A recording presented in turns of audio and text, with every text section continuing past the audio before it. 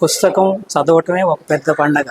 ఇక పుస్తకాల మహోత్సవం వచ్చిందంటే, ఒక ఎగ్జిబిషన్ వచ్చిందంటే అది మరొక పండగ. చిన్నప్పటి నుంచి పిల్లలకి పుస్తకాలు చదవటం అలవాటు చేయాల్సినటువంటి అవసరాన్ని ఇటువంటి పండుగలు గుర్తు చేస్తూ ఉంటాయి. అయితే కేవలం పండుగలకే పరిమితం అవుతామా? ఇది పెద్ద ప్రశ్న. చిన్నప్పటి నుంచి పిల్లలకి పుస్తకాలు చదవటం అనేటువంటిది వాళ్ళ పాఠశాల విద్యలో భాగం అయినప్పుడు ప్రతి పాఠశాలలోనూ పిల్లలకి వాళ్ళ టైం టేబుల్లో పుస్తకం తప్పనిసరిగా ఒక భాగం కావాలి. లైబ్రరీ రావట్లేదా? టైం టేబుల్లో లైబ్రరీ పీరియడ్ అని ఒకటి ఉంటుంది, ఉండాలి.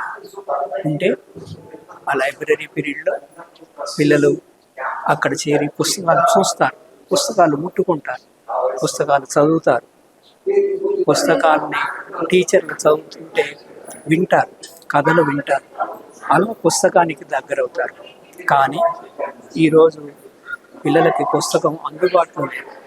పిల్లలకి ఇతరేతరమైనటువంటి ఆట వస్తువులు ఇస్తాము, తుపాకులు లాంటి బొమ్మలు ఇస్తాము, కార్ల రేసులకు సంబంధించినటువంటి, మోటార్ బైక్స్ సంబంధించినటువంటి, లేదా ఆడపిల్లలకేమో అందమైనటువంటి బొమ్మలు, అమ్మాయిల బొమ్మలు ఇట్లాంటివి ఇస్తాం. కానీ పుస్తకం చేతికి ఇచ్చేది లేదు.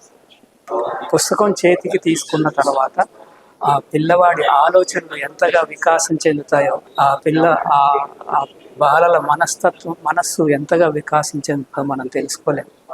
అయితే మనం ముందుగా మన లక్ష్యం పిల్లలకు పుస్తకం చేరటం. సాధారణంగా పుస్తకం అనగానే మనం ఎంతసేపు సాహిత్యం గురించి, కథలు, నవళ్ళు, కవిత్వం వీటి గురించే మాట్లాడతాం. కానీ పుస్తకం ఇంకా చాలా పెద్దది. సామాజిక శాస్త్రాలు ఉన్నాయి, సైన్స్, టెక్నాలజీ, ఎన్నో విషయాలు ఈ పుస్తక ప్రదర్శనలో మన ముందుకు వస్తాయి. వందలు, వేల, లక్షల పుస్తకాలు పుస్తక ప్రదర్శనలో వస్తాయి. హైదరాబాద్ బుక్ ఫెయిర్ అనేది దాదాపు 3.5 దశాబ్దాలుగా నడుస్తున్నటువంటి చరిత్ర దానికి ఉంది. ఎక్కడెక్కడ వాళ్ళు తెలంగాణ చుట్టుపక్కల జిల్లాల నుంచి ఇక్కడికి వస్తూ ఉంటారు.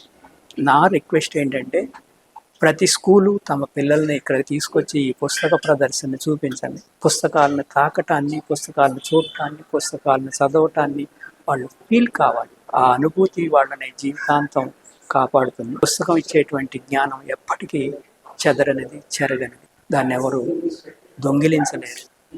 కాబట్టి డిసెంబర్ 19 నుంచి 29 వరకు హైదరాబాద్ ఎన్టీఆర్ స్టేడియంలో జరిగేటువంటి పుస్తక ప్రదర్శనకి అందరూ వచ్చి ఆ పుస్తకాలని చదివి, చూసి, కొని ఆనందించండి. విజ్ఞానాన్ని పెంపొందించుకోండి.